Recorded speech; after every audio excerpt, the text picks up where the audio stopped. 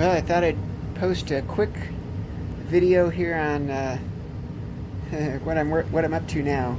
Um, since battleships can take 2 hits, I thought it would be fun to be able to incorporate some kind of a damage marker into the battleship that it could receive. And so I'm trying to do that here with a little magnetizing a little Lego flame piece. And here's some of my just out-of-box battleships. Here's a few where I have drilled out just a little tiny kind of divot. And actually I haven't drilled it, it's an end mill. I'm using an end mill to do this rather than a drill bit. Here's the end mill that I'm using. This is the same end mill that I've used to magnetize all my planes. I think it's about 2 millimeters in diameter. I really like the end mill compared to just a regular drill bit.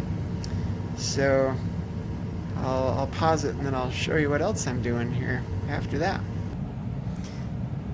I'll go ahead and show you here just how I drilled one of these out with the end mill.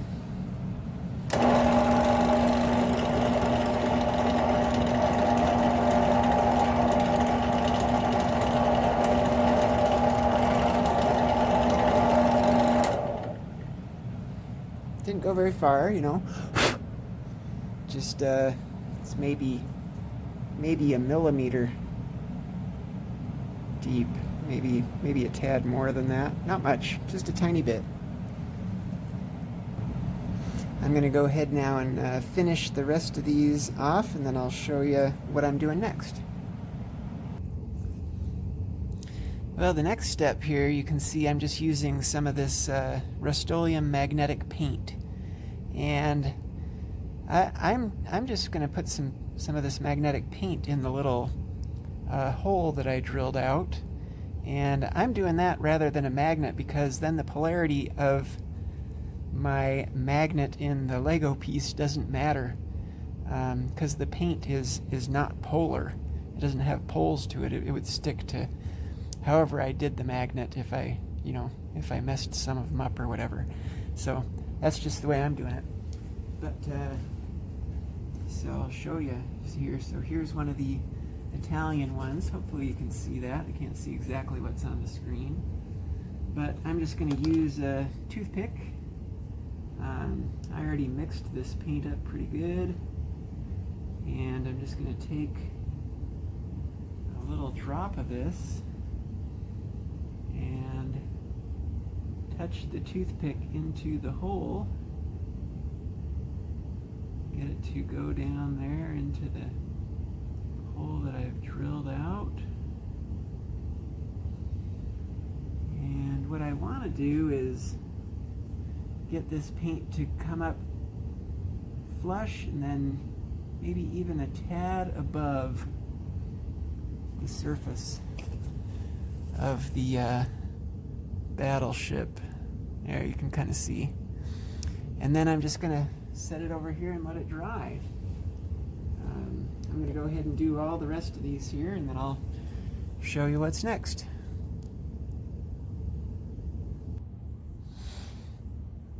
Just finishing these up here.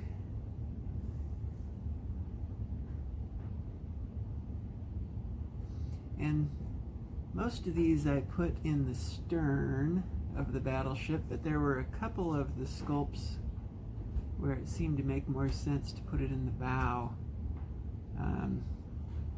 just depending on where there seemed to be more flat space to work with. So, for example, looking at these, it seems like the German one I ended up putting in the... No, that's also the stern. Most of them are in the stern. Might just be the Italian one. It looks like, unless I'm looking at that backwards, but I think the Italian one ended up in the bow. Seems like all the rest, there was a nice spot to put it in the stern.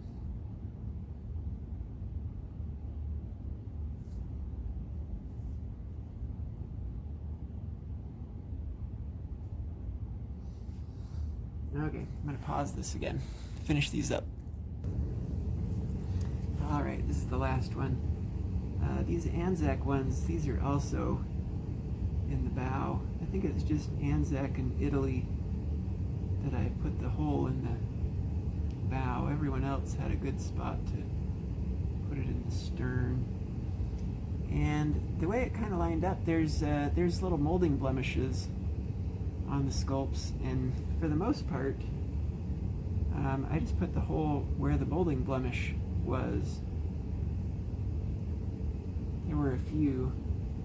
I think the British one wasn't that way, but by and large, most of them I was able to just put the hole over the molding blemish.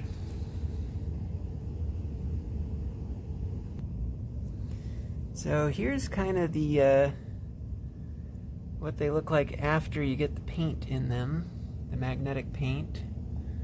So I've got, you know, all my American battleships, Japanese battleships, Italian and German battleships, British battleships, and then the Anzac battleships.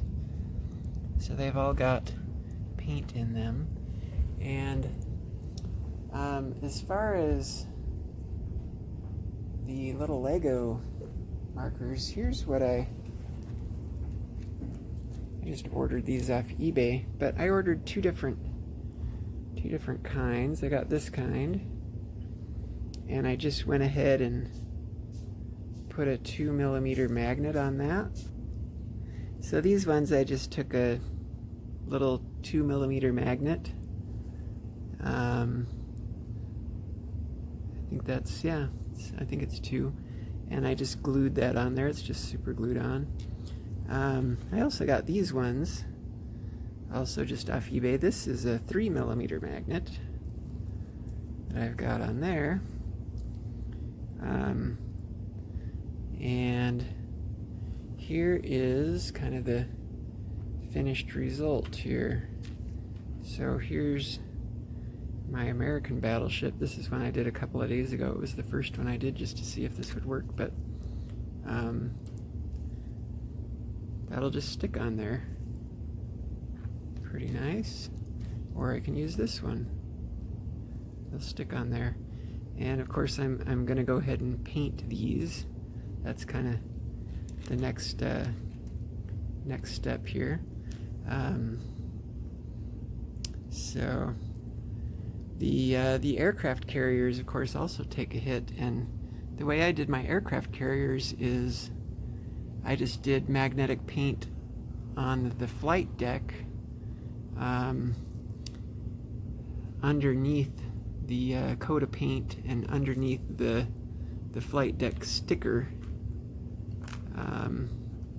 So, you know, there's a thin coat of magnetic paint under there. Of course, you can't see it or anything, but it's enough that the plane is attracted to it, but weak enough that I can lift it off. So it's just a weak attraction. It just kind of helps keep it there, but you know, not entirely. I can knock it off. And then of course, if I want a damage marker on there, it'll stay on because of that. So I guess I could show you these SBD dive bombers too.